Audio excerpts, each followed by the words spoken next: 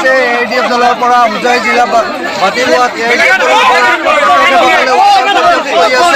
আপোনালোকে দেখা পাই আছে হাজাৰ হাজাৰ মানুহ আমাৰ এই ৱেবছাইটত আছে। আপোনালোকে দেখা পাইছে আমাৰ ADFৰ কৰ্মী তথা হোজাই জনসাধাৰণে হোজাই জিলা আকৌ ভাল ৰাখিবলৈ প্ৰতিবাদ সাব্যস্ত কৰিছে আৰু হিমন্ত বিশ্ব শৰ্মা মুৰ্দাবাদ, অসম চৰকাৰ মুৰ্দাবাদ আদি ধ্বনিৰে উত্তাল প্ৰতিবাদ কৰি তুলিছে। হোজাই শংকৰদেৱ নগৰৰ যিখন আমাৰ জিলা কাৰ্যালয় আছিল সেইখনৰ সময়ত এয়া মোৰ লগত আছে হোজাই সমষ্টিৰ মাননীয় সভাপতি আৰিফুদ্দিন চাহাব। তেওঁৰ পৰা আমি জানিব বিচাৰিম আজি কিহৰ প্ৰতিবাদ কৰিলে আৰু কি কাৰণত হোজাই শংকৰদেৱ নগৰত আহি উপস্থিত হ'ল হাজাৰ হাজাৰ মানুহ লৈ। ছাৰ, আপোনালোকে কিহৰ কাৰণে হোজাই শংকৰদেৱ নগৰত ৰাতিপুৱা আহি উপস্থিত হ'লে আৰু হাজাৰ হাজাৰ মানুহ দেখিছোঁ আপোনালোকৰ পিছফালে দগনি দি আছে? অসম চৰকাৰ মুৰ্দাবাদ, আমাৰ দাবী মানিবই লাগিব। দাবীটো কি ছাৰ? দাবী হ'ল এটা কথা, আমাৰ হোজাই জিলা পুনৰাই ঘূৰাই দিব লাগে। আমাৰ হোজাইবাসীক বা হোজাই জনসাধাৰণক মানে অসমৰ মুখ্যমন্ত্ৰী হিমন্ত বিশ্ব ডাঙৰীয়াই যি অপমান কৰিলে, জিলাৰ পৰা অৱনমিত কৰিলে, সেইটো ঘূৰাই দিয়াৰ কাৰণে পুনৰাই জিলা ঘোষণা কৰিবৰ কাৰণে আজি আমাৰ মূল দাবী।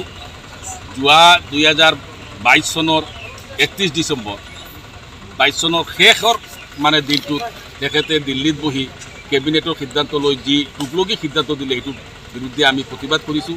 হোজাইবাসী হিচাপে প্ৰতিবাদ কৰিছোঁ। আমি এই দলৰ পৰা আজি প্ৰায় 1500 মানুহ, স্বতঃস্ফূৰ্ত মানুহ, যোৱা ৰাতিত আমি প্ৰগ্ৰামটো লৈছোঁ আৰু মানুহ স্বতঃস্ফূৰ্ত জিৰণি ওলাই আহিছে।